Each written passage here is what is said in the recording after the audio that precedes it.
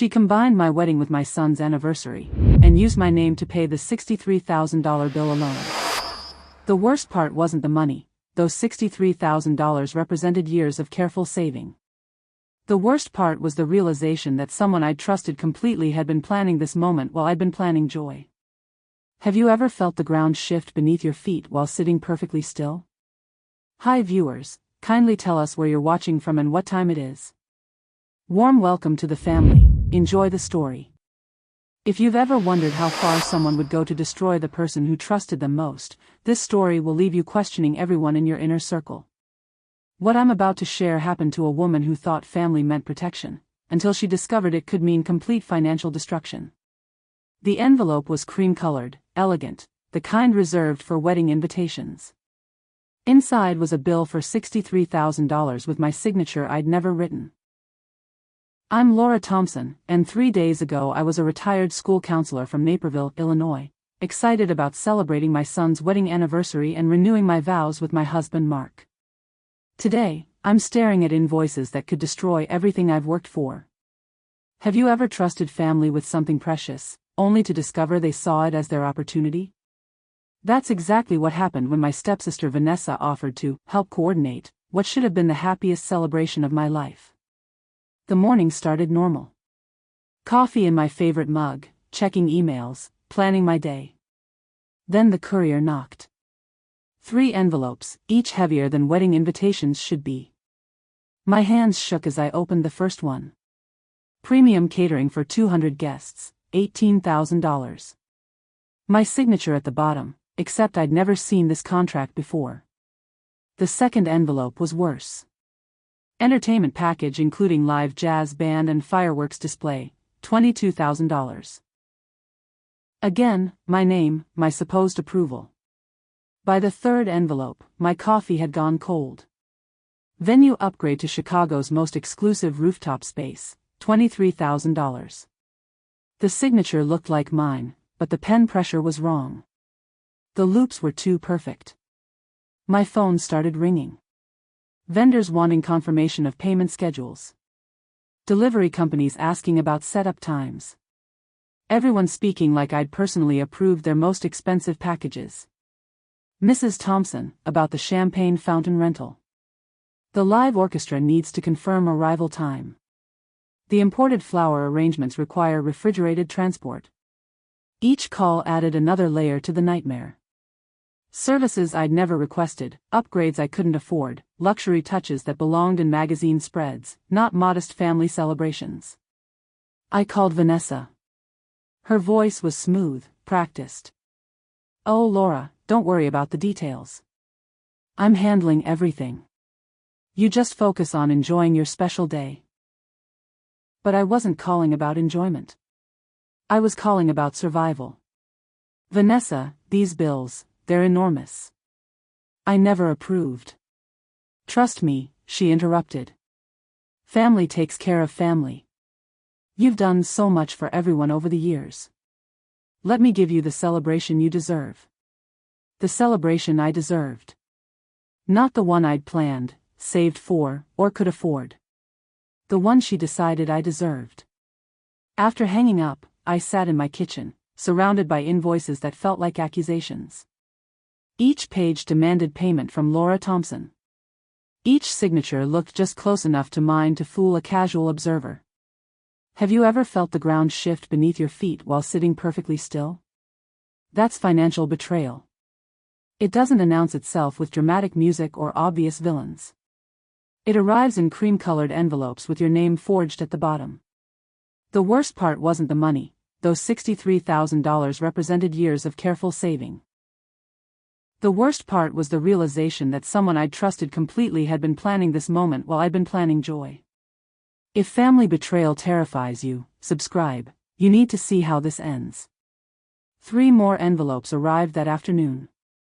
Each one bore Vanessa's careful handwriting, but my legal responsibility.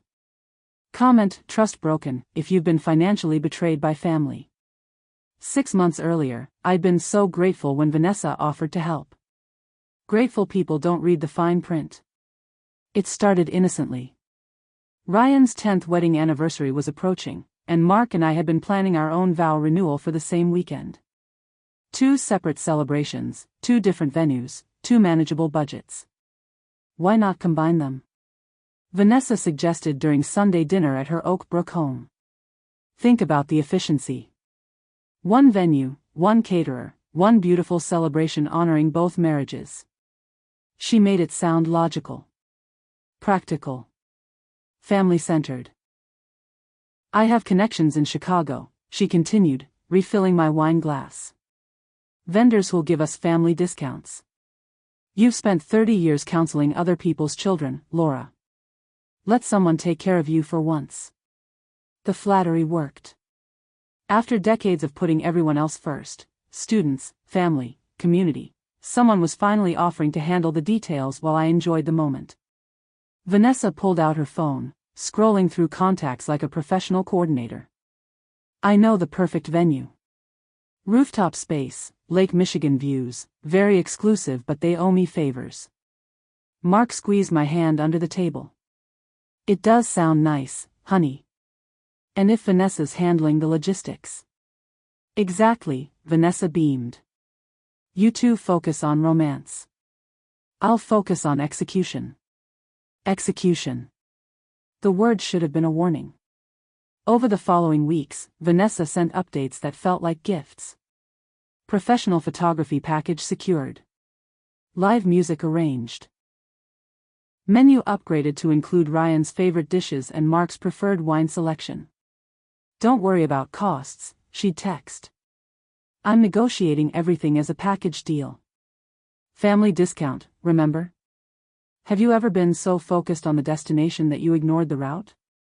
That was me, trusting Vanessa's navigation while she led me toward financial cliff. The red flags were subtle. Vendor calls that went straight to Vanessa instead of me.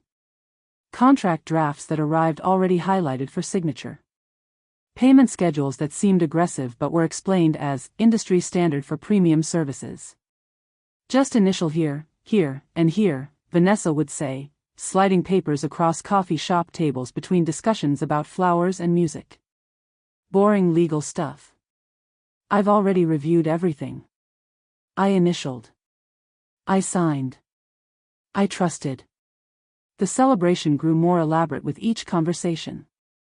What started as a modest anniversary dinner evolved into a multi-course gala. Simple flower arrangements became imported centerpieces. Background music became a live jazz ensemble. You only celebrate 10 years once, Vanessa reminded me when I expressed concern about the scope. Ryan and Sarah deserve something memorable. She was right about memorable. What I didn't realize was who would be responsible for remembering the bills. The venue contract arrived 2 weeks before the event. Seeing the final details should have been exciting. The Chicago rooftop space was stunning in the photos. The menu read like fine dining poetry. The entertainment lineup could have headlined corporate events. It was everything I'd never asked for and couldn't afford. But by then, deposits had been paid. Vendors were confirmed. Invitations were sent. Momentum had replaced choice. Cold feet are normal, Vanessa assured me when I called with concerns. Trust me, Laura. When you see everyone's faces that night, you'll know it was worth every penny. Every penny. Her words, my credit, her vision, my liability. The venue contract had been signed. My name was on every line, in handwriting that wasn't quite mine. Ever noticed red flags only after walking straight into the trap? The rooftop venue overlooked Lake Michigan like a movie set. I should have been thrilled, instead, my stomach dropped. The elevator doors opened to reveal a celebration I'd never planned. Crystal chandeliers cast rainbow patterns across white marble floors. 2 full bars flanked a dance floor that could accommodate a wedding reception. The flower arrangements towered 6 feet high, exotic blooms I couldn't name in combinations that screamed expensive. Mom, this is incredible. Ryan hugged me as guests filtered in, their faces reflecting the same awe that was paralyzing me. You really went all out. I hadn't gone anywhere. This celebration had gone somewhere without me. Vanessa glided through the space like she owned it, directing staff with practiced ease, accepting compliments on Laura's vision, while I stood frozen by the entrance. She wore a designer dress that probably cost more than my monthly mortgage payment. "Laura, darling." Mrs. Henderson from the country club approached with wide eyes. This venue must have cost a fortune. Such a generous celebration for the family. Before I could respond, Vanessa appeared at my elbow. Laura spared no expense. Family is everything, isn't it? The waitstaff passed hors d'oeuvres I'd never tasted. The wine selection included bottles I'd seen in expensive restaurants but never ordered. Every detail screamed luxury that belonged in someone else's budget. Mark found me by the window, concern creasing his features. "Honey, this is beautiful, but..." "But what?" I whispered, watching a server light what appeared to be individual dessert presentations at each table. "The bar alone looks like it cost more than we discussed for the entire event." That's when the first envelope arrived. A server approached with a silver tray holding cream-colored paper. "Mrs. Thompson?" The coordinator asked me to deliver this. My hands trembled as I opened it. Premium bar service surcharge, $4,500. Due immediately to maintain service through dinner. The second envelope followed 20 minutes later. Additional lighting and sound equipment, $3,200. My signature was required for the band's extended set. Have you ever felt trapped in your own celebration? Surrounded by joy you couldn't afford, watching your financial future dissolve while guests thanked you for your generosity? I excused myself to the restroom, pulling out my phone to check my bank account. The numbers didn't make sense. Automatic withdrawals I'd never authorized. Payment confirmations for services I'd never requested. When I returned, Vanessa was giving a toast. "To Laura Thompson," she announced, raising her champagne glass. "A woman who knows that family celebrations should be unforgettable. Tonight's elegance reflects her generous heart and her commitment to making memories that last forever." The applause was thunderous. Everyone looking at me with appreciation for hosting such a magnificent event. Their smiles felt like accusations. The jazz band launched into an expensive-sounding arrangement. Couples moved onto the dance floor under lighting that shifted colors like a professional concert. The photographer captured every moment with equipment that belonged on movie sets. This nightmare gets worse before it gets better. Subscribe if you want the resolution. By 9 p.m., I'd received 5 more envelopes. Each one contained bills for services I'd never approved, contracts bearing signatures that looked like mine but felt like forgeries. Vanessa's smile never wavered as she handed me the 6th envelope. "Just some final details," she whispered, her voice as smooth as the champagne that was depleting my savings with each pour. "Would you confront the betrayer publicly or gather evidence first? Drop your strategy below." In my hotel room that night, I spread the contracts across the bed like a crime scene investigator. The celebration was over. Guests had gone home raving about the incredible party Laura threw. My son and daughter-in-law had thanked me repeatedly for the most beautiful anniversary celebration imaginable. Mark had fallen asleep believing we'd somehow managed to create magic within our budget. I knew better. Under the harsh hotel lighting, the deception became clear.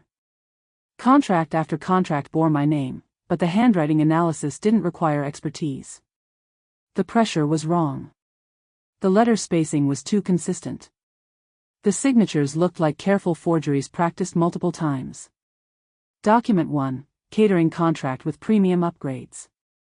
Signature date: 3 weeks ago. Problem: I was visiting my sister in Florida that entire week. Phone records would prove it. Document 2, entertainment agreement including jazz ensemble and fireworks. Authorization timestamp: 2:17 a.m. on a Tuesday. Problem: I'm asleep by 10 p.m. every night, and my phone logs could verify my location. Document 3, venue upgrade confirmation. Electronic signature supposedly submitted from my email address. Problem: I'd never received a copy, and my sent folder contained no such message. Each contract told the same story: Laura Thompson requesting the most expensive options available, authorizing payments beyond her stated budget, demanding services she'd never discussed. But the real smoking gun was in the margins. Handwritten notes in Vanessa's distinctive script appeared throughout the paperwork. LT approved verbally. Per family discussion. Confirmed via phone call. Have you ever seen your trust weaponized against you in black and white? These weren't mistakes or miscommunications. These were carefully constructed lies designed to make me legally responsible for Vanessa's vision. I called my bank's fraud department at midnight. Mrs. Thompson, we show several large authorizations from your account over the past month. Electronic approvals using your saved payment information. I never authorized those payments. The approvals came from your registered email address and included security code confirmations. My email had been compromised. My payment information had been accessed. My digital identity had been used to fund someone else's party. The customer service representative's voice softened. Ma'am, this appears to be identity theft. We'll need to file a formal report and freeze the affected accounts. Identity theft. The words hit like cold water. Someone hadn't just stolen my money, they'd stolen my consent, my approval, my digital signature to trap me in debt I'd never agreed to carry. I opened my laptop and began documenting everything. Screenshots of bank transactions. Photos of forged signatures. Timestamps that didn't align with my whereabouts. Email headers that revealed IP addresses I'd never used. By 3 a.m., I had a folder labeled Evidence, containing 47 pieces of documentation proving systematic financial fraud. The most damning evidence was a text message thread I'd forgotten about. 3 weeks before the event, Vanessa had asked for my email password to send you some vendor options to review. I'd trusted her with access to coordinate, not to authorize thousands in charges. But here was the brilliant part of her scheme. Every vendor had been told I was elderly, overwhelmed, and preferred to handle approvals through my coordinator daughter, who had full authority to act on my behalf. Vanessa had painted me as incompetent to justify her control. The text message thread between Vanessa and the caterer told a different story entirely. What's the most shocking thing you've discovered going through old messages? Ryan's wedding photographer still had the metadata. What he showed me changed everything. David Shen had photographed Ryan's original wedding 10 years ago, and I'd contacted him hoping he might have insights about vendor relationships in the Chicago area. What I discovered was evidence that could save my financial future. Mrs. Thompson, I remember that coordination call, David said, pulling up files on his laptop in his Lincoln Park studio.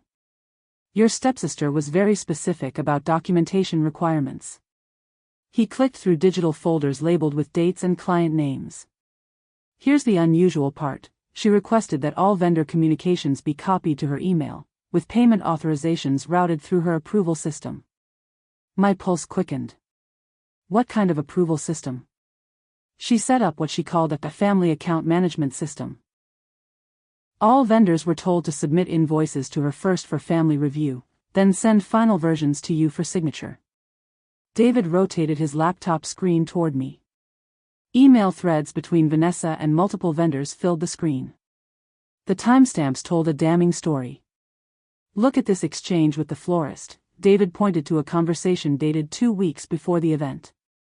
Your stepsister specifically requested premium upgrades that Laura won't see until event day, and asked for billing processed immediately to avoid family budget discussions.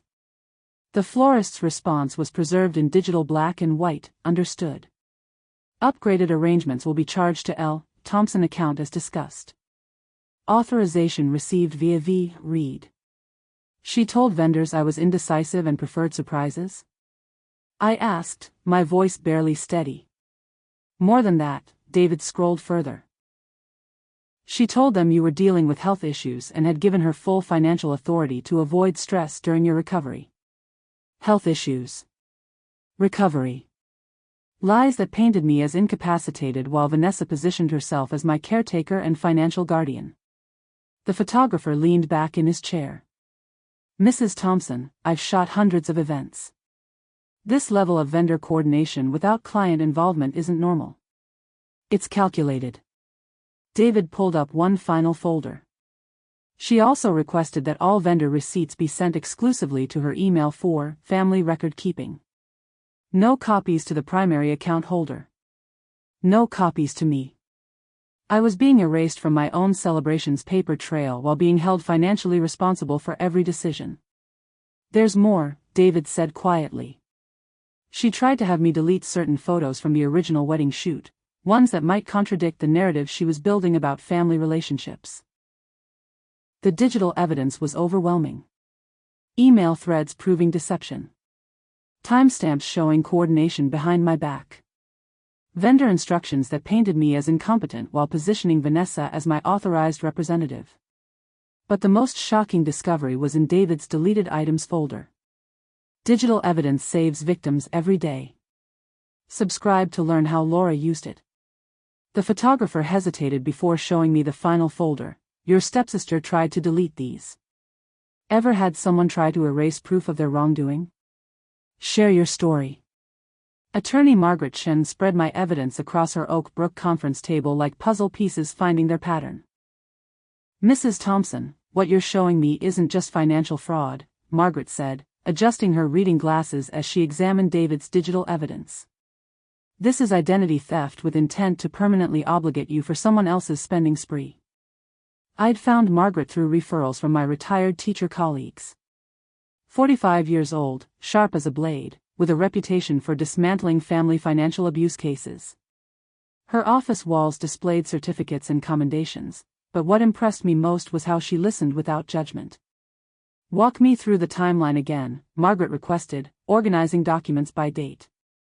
When did Vanessa first gain access to your financial information? 3 weeks before the event.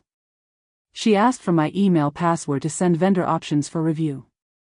I gave it to her because she was helping coordinate everything. Margaret's pen moved quickly across her legal pad. Email access provides everything needed for electronic fraud. Banking notifications, password resets, payment confirmations, all routed through her control. She pulled out a magnifying glass to examine the signature forgeries more closely. These aren't random attempts. Someone practiced your signature multiple times before creating these contracts. The reality was setting in. Vanessa hadn't made impulsive decisions or gotten carried away with party planning. She'd methodically constructed a financial trap designed to transfer her spending to my accounts while maintaining plausible deniability. What are my options? I asked, trying to keep my voice steady. Margaret leaned forward. We have several paths. Criminal charges for identity theft and fraud. Civil recovery for damages and financial harm. Immediate injunctions to stop further unauthorized transactions. Which path gets my money back fastest? The injunction stops the bleeding immediately. We file for emergency relief, freeze all vendor payments pending investigation, and force Vanessa to prove her authorization for each charge. Margaret pulled out a thick folder labeled Emergency Relief Templates. I've handled cases like this before. Family members who exploit trust relationships often assume their victims won't fight back because of social pressure and family loyalty. She's counting on me staying quiet? Exactly. Public family disputes are uncomfortable. Most victims negotiate privately to avoid embarrassment, which allows the fraud to continue in other relationships. Margaret's strategy was methodical. Document every unauthorized transaction. Prove lack of consent through timestamps and location data. Demonstrate systematic deception through vendor communications. Force Vanessa to defend her actions in court rather than smooth social situations. The key is speed, Margaret explained. Every day we delay gives her more time to cover tracks, delete evidence, or pressure family members to side with her version of events. She handed me a checklist of immediate actions. Contact your bank's fraud department. File police report for identity theft. Secure all digital accounts with new passwords. Preserve evidence in multiple formats. What about the family relationships? I asked. Thanksgiving dinners are going to be awkward for the next decade. Margaret's expression softened slightly. Mrs. Thompson, someone who steals $63,000 from family has already damaged those relationships. You're not creating conflict, you're exposing conflict that already existed. Her words hit home. Vanessa had chosen financial gain over family loyalty. I was simply choosing to defend myself instead of absorbing her choices silently. We'll start with the emergency injunction, Margaret decided, already drafting documents. Temporary restraining order on all payments, forensic review of signatures, and vendor testimony about authorization processes. The legal wheels began turning immediately. Margaret's paralegal started making calls to vendors, requesting preservation of all communications with Vanessa Reed regarding the Thompson celebration. One more thing, Margaret said as I gathered my purse to leave. Don't contact Vanessa directly until we've filed the initial paperwork. No phone calls, no text messages, no family mediators. Why? Because right now she thinks you're too embarrassed to fight back. Let's keep her thinking that until the restraining order is served. We can stop the payments, Chen said, but first we need to prove intent to defraud. Should Laura go nuclear immediately or build an airtight case? You decide. The florist remembered everything, Vanessa's insistence on premium upgrades and her casual dismissal of Laura's budget concerns. Your stepsister was very clear, explained Maria Santos, owner of Petals and Promises in downtown Chicago. She said you were elderly, recently widowed, and often confused about financial decisions. Elderly. Confused. Recently widowed. I was 58, sharp as ever, and married for 32 years. Maria continued, she told us you'd given her full authority to make decisions because managing money had become too stressful after your husband's health scare. Mark's health scare. 2 years ago, he'd had a minor heart episode that required overnight observation. Vanessa had been there, supportive and helpful. She'd also been taking notes, apparently, about vulnerabilities she could exploit later. What exactly did she upgrade? I asked, sitting in Maria's flower shop surrounded by the scents of roses and baby's breath. Maria pulled out her order files. Original request was simple centerpieces, budget around $800. Your stepsister called back the next day requesting imported orchids, upgraded to premium arrangements, final cost $4,200. Did she mention having my approval for the upgrade? She said, and I quote, Laura wants the best for her family, money is no object when it comes to making memories. She also mentioned you'd been saving for years specifically for this celebration. The savings part was true. I had been setting aside money for months. But for a modest celebration, not a luxury showcase.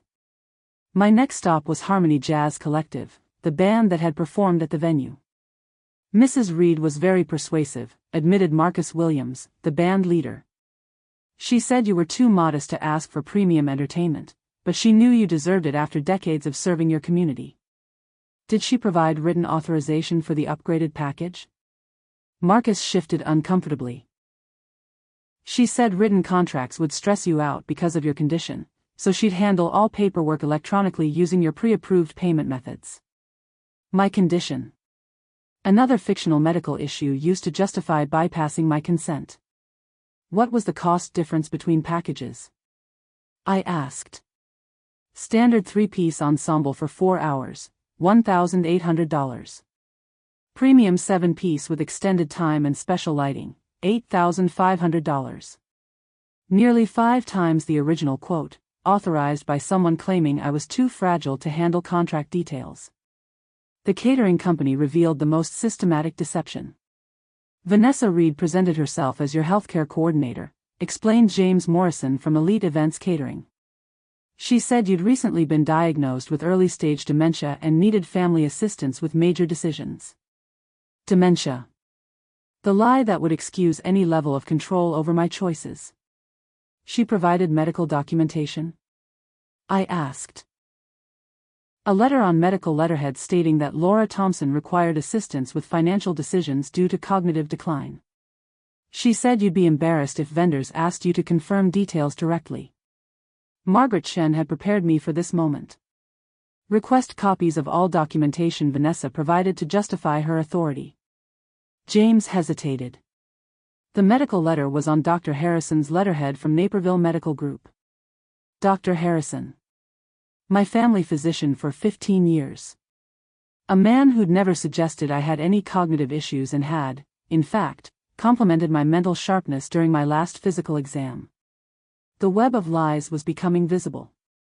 Vanessa hadn't just forged my signatures, she'd created an entire false medical narrative to justify controlling my financial decisions while painting me as incapable of managing my own celebration. CTA, Vendor Manipulation Ruins Families Daily. Subscribe to see justice served. The jazz band coordinator saved every voice message. Vanessa's instructions were crystal clear. What would you do with recorded proof of someone's lies? The judge's order was one word: granted. For the first time in weeks, I could breathe. Margaret Chen's emergency motion had worked. All payments related to the Thompson celebration were frozen pending investigation. Vendors couldn't collect, banks couldn't process withdrawals, and Vanessa's financial scheme ground to a halt. The court found sufficient evidence of unauthorized transactions to warrant protective relief, Margaret explained over the phone. You're no longer liable for payments until we prove legitimate authorization. I sat in my kitchen, holding the court order like a shield. The same kitchen where I'd opened those first cream-colored envelopes, where panic had nearly overwhelmed me, where I'd felt most alone and betrayed. Now it felt like a command center. The immediate relief was profound. My bank accounts were protected. My credit score wouldn't suffer from missed payments on services I'd never approved. The financial bleeding had stopped. But the emotional healing would take longer. Mark found me reading the court order for the third time. How are you feeling? Like I can think clearly again, I admitted. When someone's stealing from you in real time, your brain gets stuck in crisis mode. Now I can plan instead of just react. The phone started ringing within an hour of the court filing. Vendors who'd been calling demanding payments suddenly wanted to clarify the authorization process and review communication records. Elite Events Catering called first. Mrs. Thompson, we're reviewing our files and noticed some discrepancies in the approval documentation provided by Ms. Reed. Discrepancies. Legal language 4, we realized we've been part of a fraud scheme. Petals and Promises called next. We'd like to schedule a meeting to discuss the authorization timeline and ensure all parties are properly informed about financial responsibilities. Even the venue management reached out. Mrs. Thompson, we want to verify the approval process for venue upgrades and ensure our contracts reflect accurate authorization signatures. Have you ever watched people distance themselves from someone they thought was their ally? Vendors who'd treated Vanessa like my authorized representative were suddenly questioning every interaction, reviewing every document, protecting themselves from legal liability. The power dynamic had shifted completely. Instead of me scrambling to prove I hadn't authorized the charges, vendors were scrambling to prove they'd been legitimately authorized to bill me. Margaret called that evening with an update. 3 vendors have already submitted formal statements questioning the authorization process. They're more afraid of fraud liability than losing Vanessa's future business. What does that mean for our case? It means they'll testify about suspicious interactions, pressure to bypass standard approval processes, and inconsistencies in Vanessa's representations about your capacity and consent. The court order had done more than freeze payments. It had given witnesses permission to tell the truth about what they'd observed. That evening, Vanessa called. Her voice had lost its sweetness. Ever heard someone's true voice emerge when their scheme falls apart? You're making this harder than it needs to be, Laura. Vanessa's tone had shifted from sister to stranger. I'd been expecting her call since the court order was served. What I hadn't expected was the cold calculation in her voice, as if my financial protection was a personal inconvenience rather than basic justice. Harder than what needs to be, Vanessa? I kept my voice level, phone on speaker while Margaret Chen listened from her office conference line.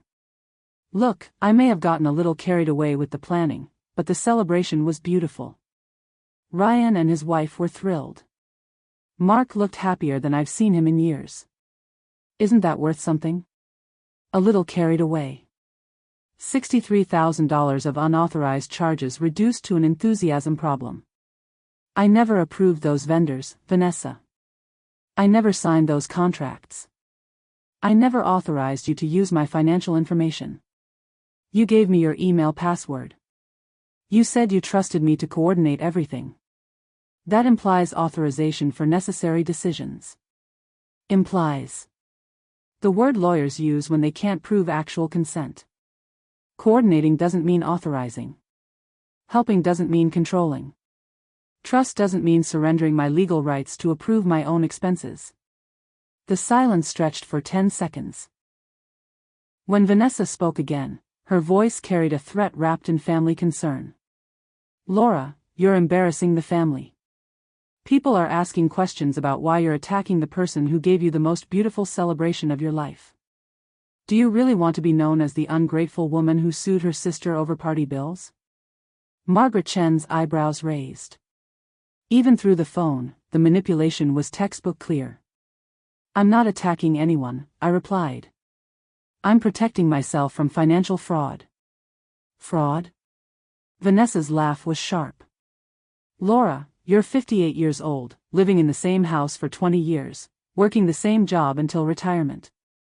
When was the last time you did something truly special for yourself? I gave you elegance, sophistication, a celebration worthy of your achievements. She was rewriting history in real time. Fraud became generosity. Theft became gift-giving. My legal protection became ingratitude. You gave me debt I can't afford and contracts I never signed. Details, Laura. Paperwork. The important thing is that your family felt celebrated and your marriage was honored in style. Have you ever heard someone minimize your reality while inflating their intentions? Vanessa was performing concern while delivering threats, wrapping financial abuse in the language of family love. The court order stands, I said quietly. No payments will be processed until this is resolved legally. Fine. Her voice turned arctic. But understand this, Laura, I have connections in this community. People who trust my judgment about family situations. If you want to play legal games, remember that reputations are fragile things. The threat was clear. Social warfare disguised as concern for family reputation. Are you threatening to spread lies about me if I don't pay for your unauthorized spending? I'm not threatening anything. I'm simply reminding you that public family disputes rarely end well for anyone involved. Especially when one person appears ungrateful and the other appears generous. Margaret Chen was furiously taking notes, documenting the call's content for potential evidence. Vanessa's words were creating their own legal liability. Vanessa, I'm going to ask you directly, did you or did you not forge my signature on vendor contracts? Another long pause. I acted in your best interests using authority you provided through your email access and verbal confirmations. Verbal confirmations that had never happened. Email access that had been misused.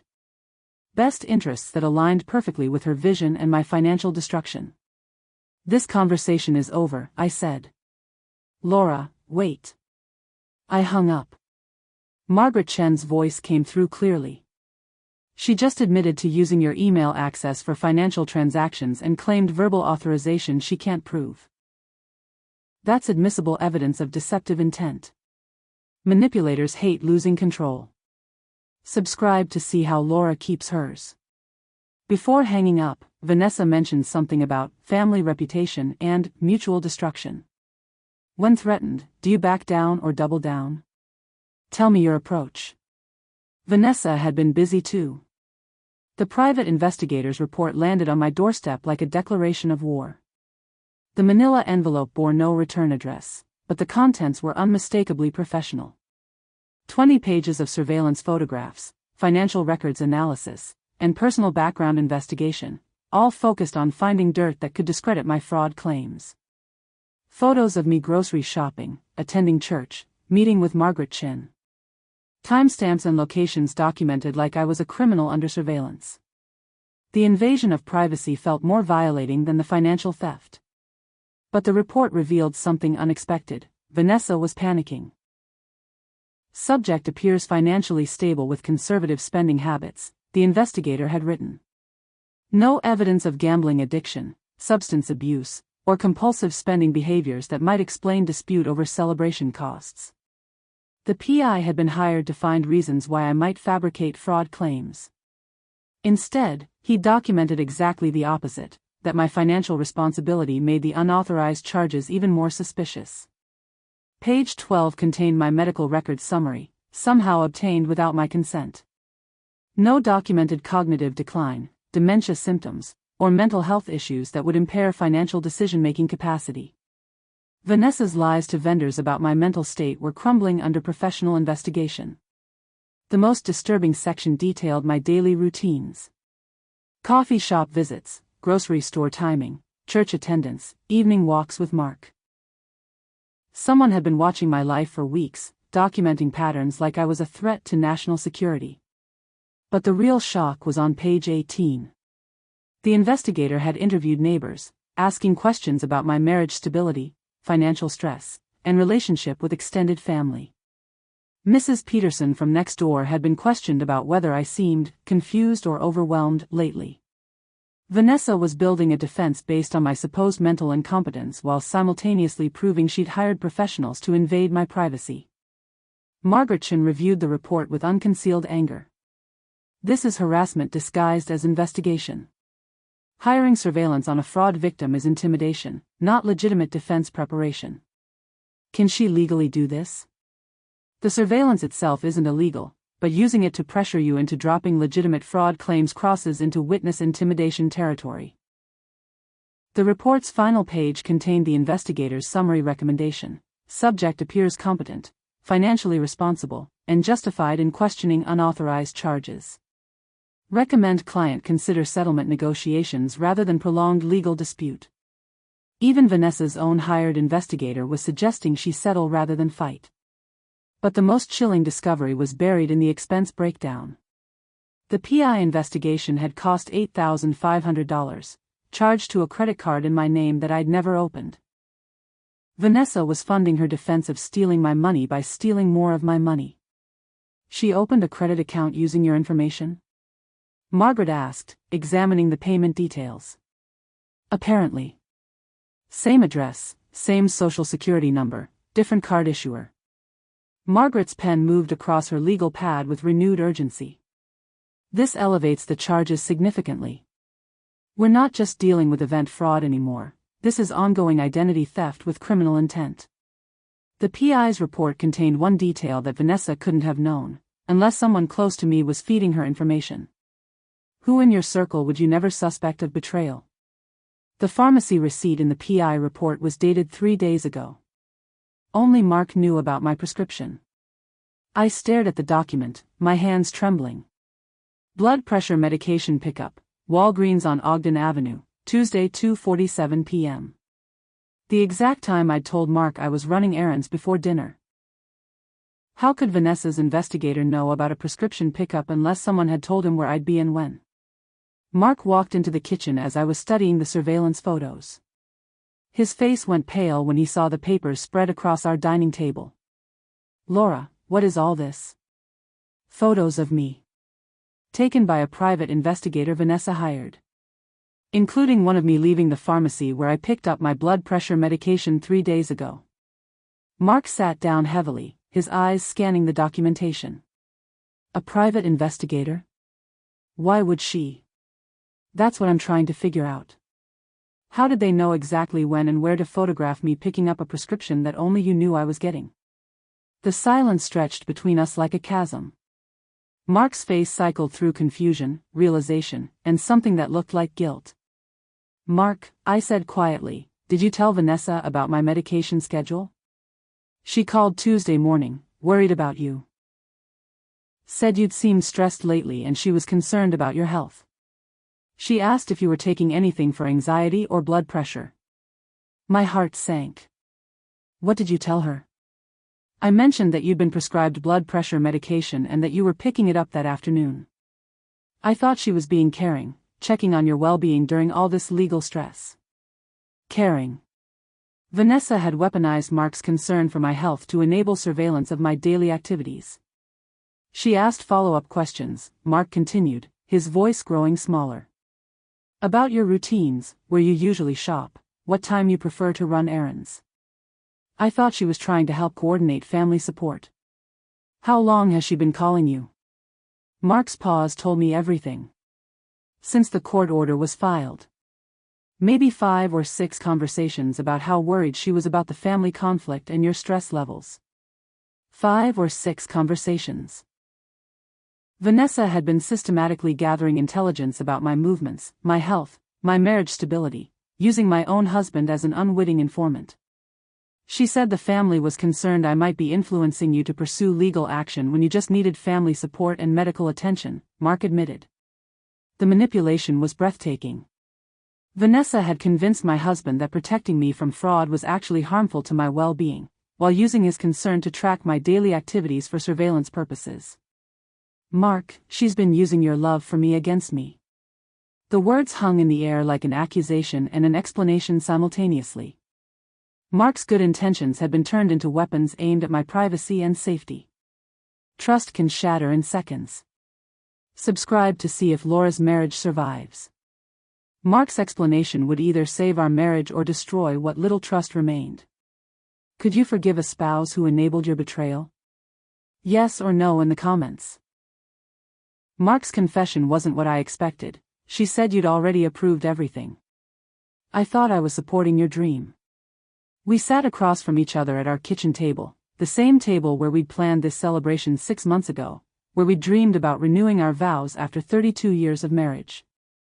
Now it felt like a negotiation table where our future hung in the balance. Start from the beginning, I said, forcing myself to listen instead of react. When did Vanessa first contact you? Mark rubbed his temples. 2 weeks before the party. She called while you were at book club, said she was worried about the celebration plans becoming too stressful for you. Stressful how? She said you'd been calling vendors at all hours, changing your mind about details, seeming overwhelmed by the coordination process. She offered to take over the logistics so you could focus on enjoying the moment. I'd never called vendors at all hours. I'd never changed my mind about details I'd never approved. Vanessa had been creating a narrative about my behavior to justify her takeover. What else did she tell you? Mark's voice dropped. She said you'd been having memory issues lately. Forgetting conversations about vendor approvals, repeating questions about costs, seeming confused about timeline details. Memory issues. Another fictional medical condition added to her growing list of lies about my mental state. Did you believe her? Mark met my eyes for the first time since the conversation started. Laura, I've been worried about you. The stress of retirement, losing your identity as a counselor, watching friends deal with aging parents, I thought maybe you were struggling more than you wanted to admit. His concern was real, his love was real, but his information was contaminated by Vanessa's systematic lies. So when she offered to help coordinate everything, you supported her taking control? I thought I was supporting you by supporting her support system, Mark said, the words tangling as he recognized the manipulation. She made it sound like family teamwork. I pulled out my phone, opening the calendar app. Mark, look at my schedule for the past 3 months. When did I call vendors at all hours? He scrolled through my documented activities. Coffee dates, grocery shopping, church volunteer work, book club meetings. Nothing erratic, nothing suggesting confusion or memory problems. She was lying, he whispered. About everything. My mental state, my behavior, my approval of her decisions. She created a fictional version of me to justify controlling my celebration and accessing my finances.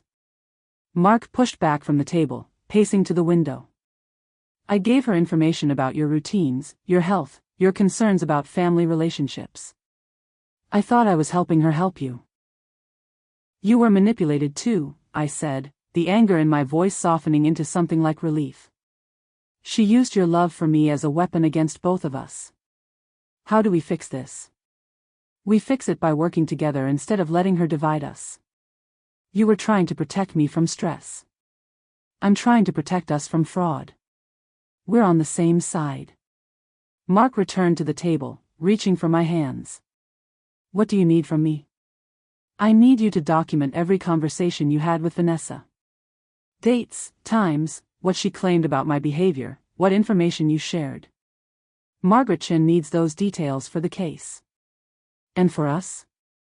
For our marriage? I looked at this man who'd loved me for 3 decades, who'd been fooled by someone we both trusted, who was now ready to help me fight back instead of questioning my judgment. For us, I need you to trust that I can handle conflict without falling apart. And I need to trust that when someone lies to you about me, you'll come to me first for the truth.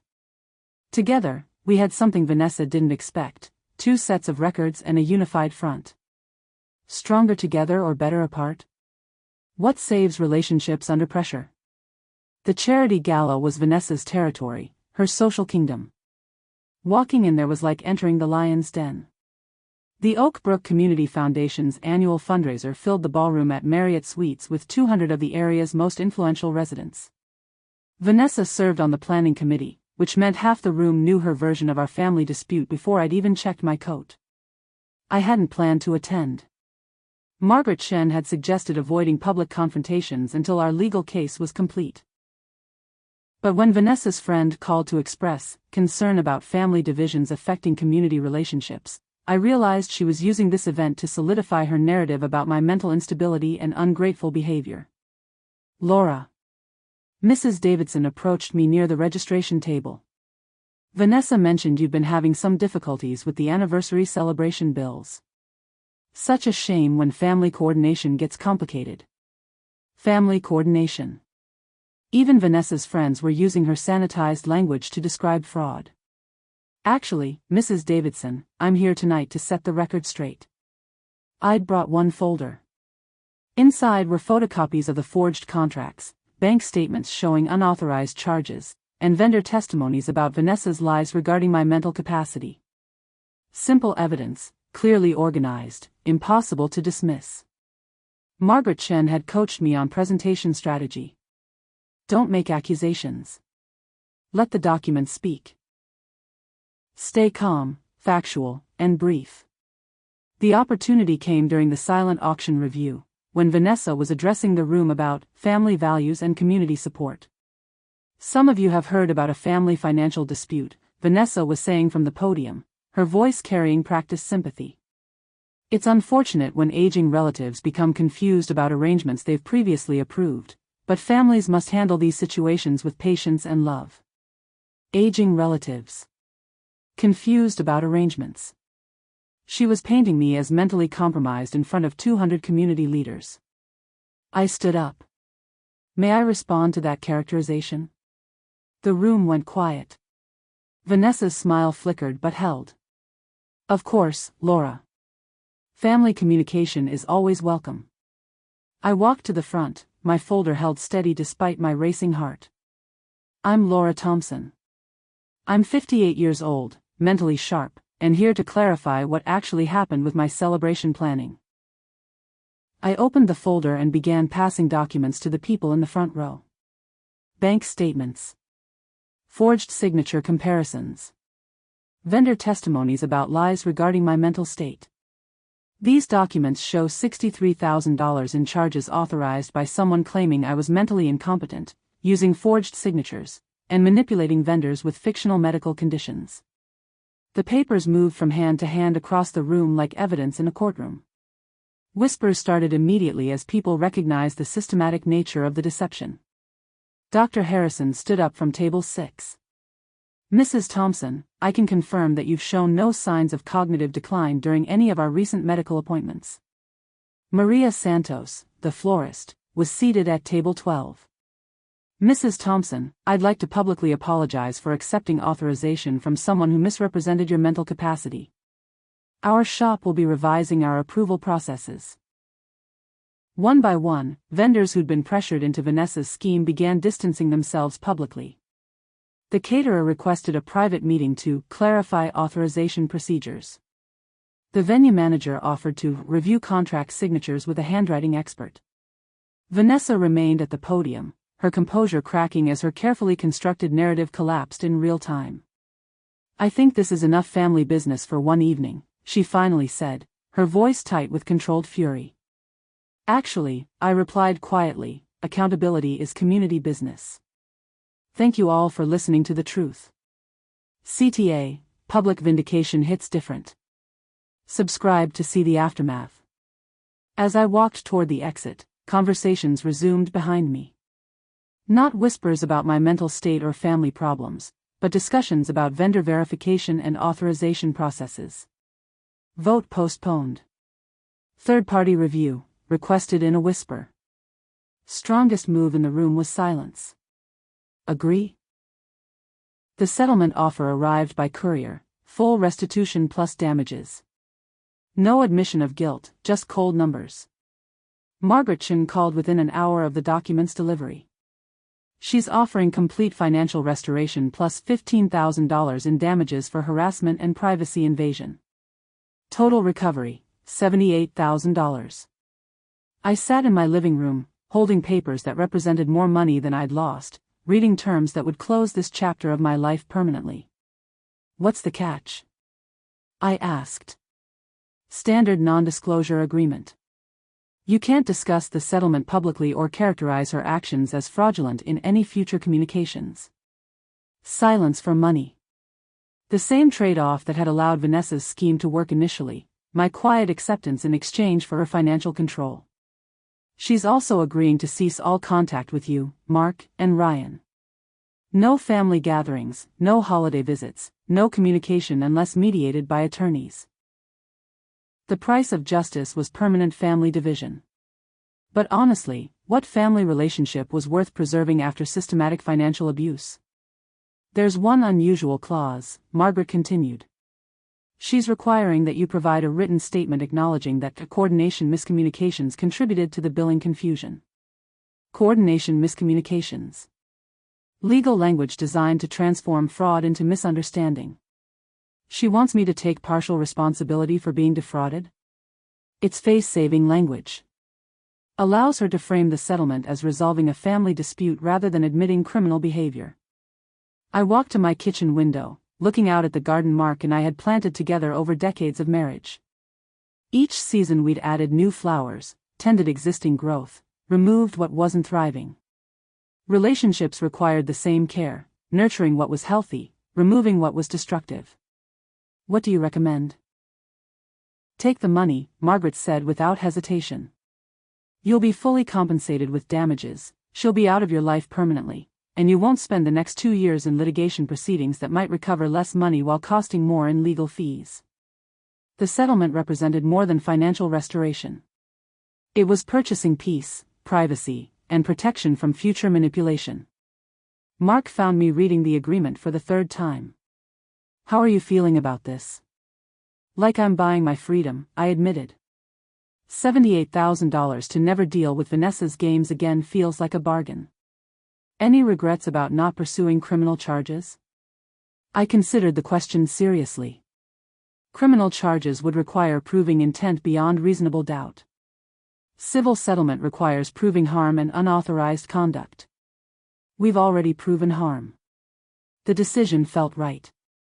Justice didn't require public vindication or criminal punishment. Sometimes justice looked like full financial recovery and permanent boundaries. I signed the settlement agreement that afternoon. The money transferred within 48 hours. My bank account showed complete restoration of the original charges plus compensation for legal fees, stress, and privacy invasion. But the most valuable outcome wasn't financial. 3 weeks after signing, I received a call from Maria Santos, the florist. Mrs. Thompson, I wanted you to know that your situation prompted our shop to implement new authorization procedures. We now require written consent directly from account holders for any charges over $500, regardless of who requests the services. Change was happening. Other potential victims would be protected because I'd chosen to fight instead of absorbing the abuse quietly. Would you take the money or demand a public apology? What's justice to you? 6 months later, an envelope arrived with no return address. Inside was something I never expected. The unsigned letter contained 2 words, "Thank you." Sometimes understanding comes after justice. I never discovered who sent it, but the message arrived exactly 6 months after the settlement was finalized. The handwriting was unfamiliar, feminine, careful. Inside the envelope was a brief note and a newspaper clipping. "Thank you for fighting back. Your case helped me recognize the same pattern in my own family. I got out before it was too late." The newspaper clipping was from the DuPage County Tribune, local woman charged with elder financial abuse. The article described a case remarkably similar to mine, family member exploiting trust relationships to access victims' finances through forged signatures and false medical claims. Vanessa had been arrested. Not for what she'd done to me, our settlement included no criminal referral. But for doing the same thing to someone else. An elderly aunt who hadn't had the resources or support system to fight back the way I had. The pattern was clear. I wasn't Vanessa's first victim. I was just the first one who'd refused to stay quiet. Margaret Shin called that evening with updates. The prosecutor's office is reviewing multiple cases involving similar fraud patterns. Your documentation provided a template for recognizing organized financial abuse disguised as family assistance. My fight had created a roadmap for other victims. Any regrets about the settlement? Margaret asked. None, I answered honestly. Criminal justice was never my job. Protecting myself and helping others recognize the warning signs, that was enough. The celebration that had nearly destroyed my finances had transformed into something more valuable, proof that careful documentation, professional allies, and quiet persistence could defeat even sophisticated manipulation. Mark and I renewed our vows 6 months later. Simple ceremony, backyard reception, guest list of 20 people we trusted completely. The photographer was David Chen, who donated his services after our case helped him implement new client verification procedures. Ryan gave a toast that night. To my mom, who taught me that love means protecting what matters, even when protection requires courage others don't understand. The marriage I'd nearly lost to Vanessa's manipulation had grown stronger through the crisis. Mark and I had learned to verify trust instead of assuming it, to document important decisions instead of relying on verbal agreements, to choose allies based on actions rather than family titles. Transform your pain into power. Subscribe for more stories of triumph over betrayal. The most important lesson wasn't about avoiding future fraud, it was about recognizing my own strength. For 30 years, I'd counseled others through their most difficult decisions. When my turn came to fight for my own well-being, I discovered that wisdom, documentation, and the right allies could overcome any level of family betrayal. They didn't applaud loudly. They nodded like people who finally understood. What's one boundary you need to set with family? Share your commitment below. If Laura's journey from victim to victor inspired you, hit that subscribe button. Drop a comment about which moment resonated most. Remember, documentation protects, courage transforms, and sometimes the family that matters most is the one you choose to trust, not the one you're born into.